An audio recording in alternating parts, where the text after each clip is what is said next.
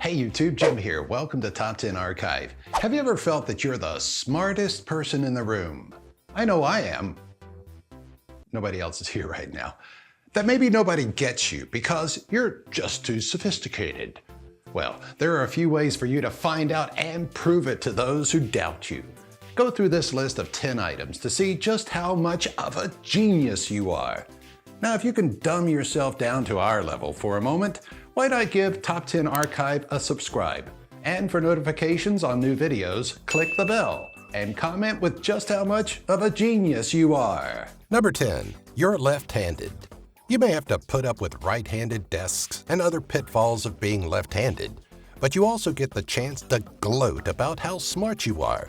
A joint study performed by the University of Liverpool, University of Milan, and Maastricht University found that left-handed people exhibit a more developed right brain hemisphere.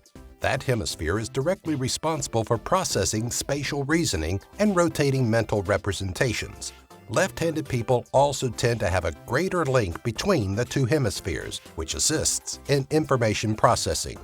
Number 9. Your sense of humor is unparalleled. Have a problem where you tend to laugh at dark jokes? You may be a genius. A study in the Cognitive Processing Journal concluded that people who enjoy dark humor tend to have a higher IQ. To prove the correlation between an inappropriate sense of humor and intelligence, 156 male and female subjects were read cartoons from The Black Book by Youre Stein. Each participant indicated whether they understood and appreciated the joke, then took a basic IQ test. In general, those that understood the joke and found it funny also scored higher on the IQ test. Number 8. You enjoy the night. If this one's true, everyone at Team Top 10 is as smart as they come. Psychology Today once reported that people with higher intelligence are typically night owls. Young Americans were studied, and it was determined that those with a higher IQ enjoyed staying up later. Psychologist at the London School of Economics and Political Science, Satoshi Kanazawa, followed this up with a report that claimed that there is a direct correlation between IQs and sleeping patterns. According to Kanazawa, the average brain has been conditioned to follow the same sleep patterns of primitive people who rose and fell with the sun. Number 7. You enjoy a challenge. If you're a true genius, you aren't going to be looking for the easy way out. You'll want the challenge, and you'll want to learn every step of the way. A true genius may find themselves sacrificing sleep for the sake of a good riddle or solving an illusion or brain teaser. People of higher IQ and genius-level intellect don't find much joy in simplistic puzzles that even commoners could solve.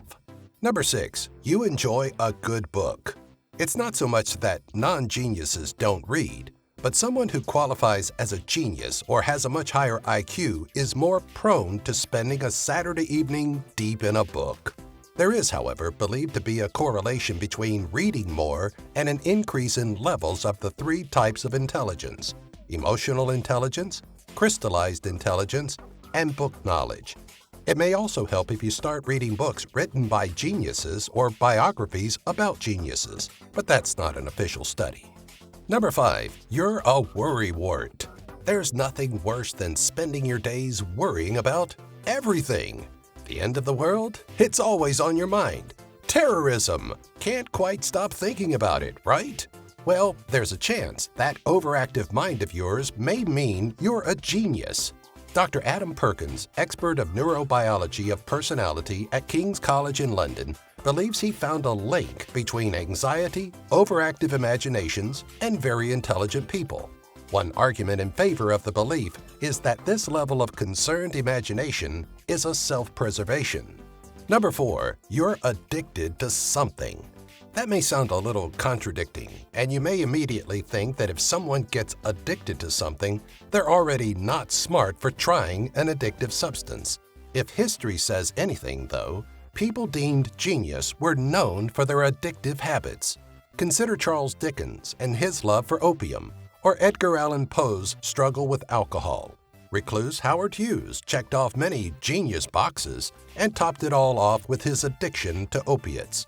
The list goes on and includes names like Sigmund Freud, Vincent van Gogh, and even fictional geniuses like Dr. Gregory House and Sherlock Holmes. Although personally, I think you're smarter if you don't get involved at all with any of these abused substances.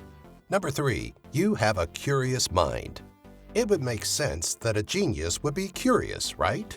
It was Albert Einstein who, by the way, was thought to have an addiction to tobacco and cocaine that said, "I have no special talent. I am only passionately curious." Research in 2016 from Adrian Furman and Helen Chang, performed in London, discussed the connection between childhood intelligence and the curiosity they show as an adult. It was determined that 11-year-olds that scored high on an IQ test were more open to life experiences at an older age. Number 2, you're reserved. The Gifted Development Center took a look at gifted children to determine what it was like to be a sort of childhood genius. What they determined was that sometimes the highly intelligent have a higher level of reservation. The study found that 60% of gifted and intelligent kids had introverted personalities. It also showed that more than 75% of people sporting an IQ of 160 or higher were also shy. Number 1, you talk to yourself. Genius or crazy? It's a fun game to play in the subways of major cities. Quarterly Journal of Experimental Psychology printed a study performed by psychologists Daniel Swigley and Gary Lupia that theorized that talking to yourself was actually pretty beneficial. The study set 20 people off in search of an object in a supermarket. First, they had to search for the item in silence. The second go-round, they could speak to themselves, and what was found was that those who spoke to themselves were able to complete the tasks more easily.